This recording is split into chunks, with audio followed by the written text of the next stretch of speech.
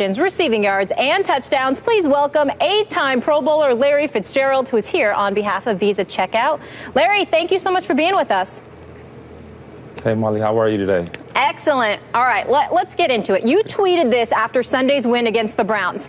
Sloppy first half, but we showed resolve in the second. Nice to go into the bye week 6-2. Now we'll rest up and get ready for the stretch run.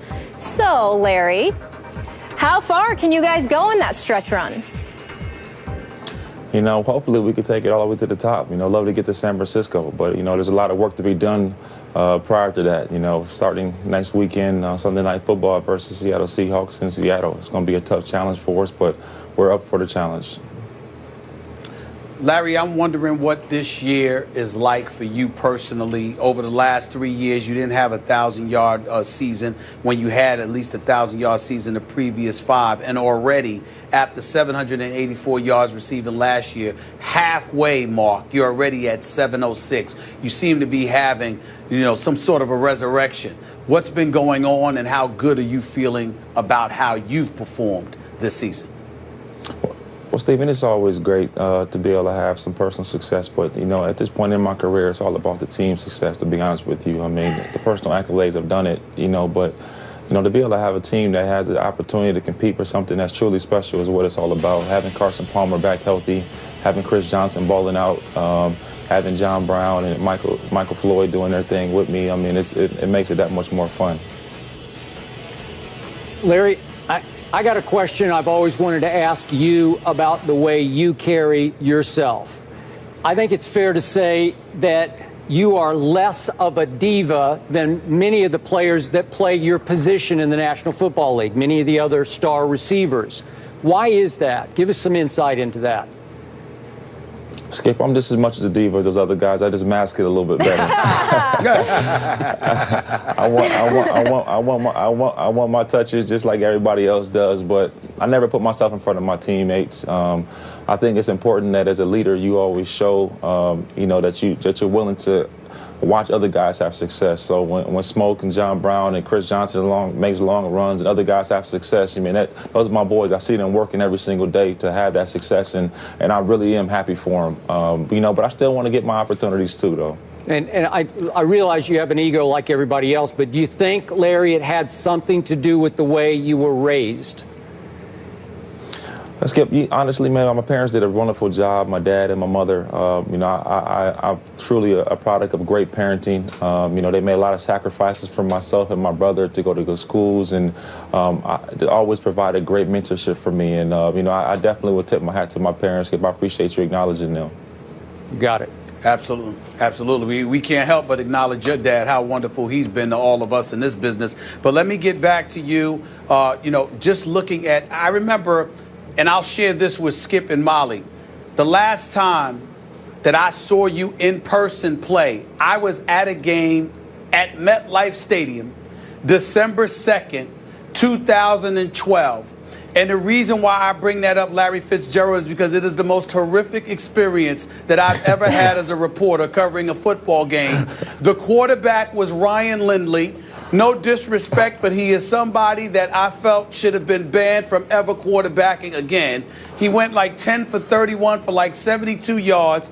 I counted at least 5 times when you were open, and they couldn't find you. And it was just so bad that I thought that you might contemplate retiring at the end of that season. I want to know what has inspired you to continue going, to get to this point where you're able to have the kind of season that you're having, because considering Arizona's struggles with finding a quarterback, you know, with the exception of Carson Palmer, of course, because now he's healthy.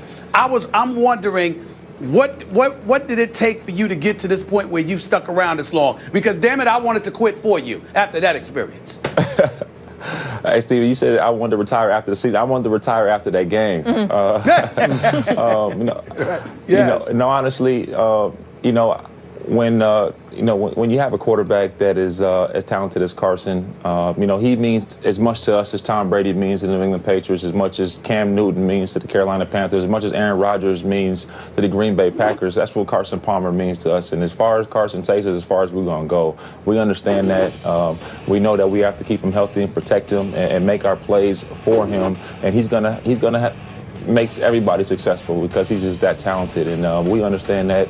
We know that we have to play good football down the stretch. But in terms of my mentality, you never can have that defeatist mentality. No matter if it's good, bad, or indifferent, you understand that you have an ability. You have to believe in your ability on the good days and the bad days. That's what confidence is all about. So why, in your eyes, as his favorite receiver, is Carson Palmer so good? Explain to us, give us insight into what makes him as good as you believe he is. Well, Skip, most guys, when they get injured after the season, they go on IR. You don't really see them too much. They go rehab in San Diego or Dallas or Miami or whatever they go rehab. Carson Palmer rehabbed in Arizona at our facility every single day. So when we were going through our game plan, Carson was there. When we were watching tape, Carson was there. He was involved in every single day-to-day operation. Only thing he did not do was go out into the practice field. But from a mental standpoint, he was with us. And I think that really helped, him in terms of really understanding what Coach Arians was expecting of him. And it really just made everybody just love him that much more because he didn't have to be there.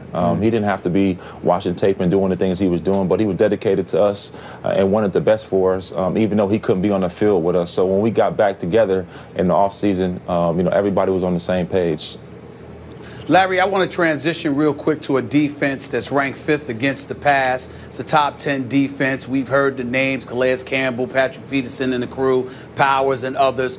But I got to give some love to Tyrann Mathieu, the Honey Badger, because I got to tell you, he's second on the team in tackles. We all know about his checkered pass at LSU. There seems to have been I don't know what to call it, but boy, does this kid deserve a lot of credit. He's always around the football. We knew that coming out of LSU. He can really play the game, but it seems to me like he's really grown up, to piggyback off of Skip, on the field as well as off the field. I want you to talk about him for a quick second and talk about the impact yourself, Bruce Arians, the whole Cardinals organization has had, because I think this kid is really special and we need to take a moment to give him some love. Well, Stephen, I think a lot of times this happens is when people evaluate guys, they say, oh, he did this, he made a mistake. How many people do you know that have never made a mistake before? There's nobody out there. Tyrann's one of the most special individuals you'll ever be around. His dedication and attitude is infectious among our locker room. He's a young guy, but he is definitely one of our true leaders in our team. We love his passion. We love his energy. We love his charisma, everything he brings to this ball club. He leaves it out on the field every single day. And, having him be a part of our team only makes us that more special because he's so dynamic. He can play corner, he can play nickel, he can play safety. He's one of our best blitzers, one of our best open field tacklers. He's so talented and what he can do for our ball club, and everybody recognizes that in his ability, and we're going to go far because of his ability. It's good to see him doing it not just in college, but at the NFL as well. Larry, thank you so much for the time on your bye week. Congrats on your personal success, the team success, and good luck down the stretch. We'll be watching. Thank you very much. You guys have a great day. All right, up next, Johnny Manziel will start tonight when the Browns face the undefeated Bengals in Cincinnati. We'll tell you what we expect from Johnny. That's next. Ryan Clark will join that.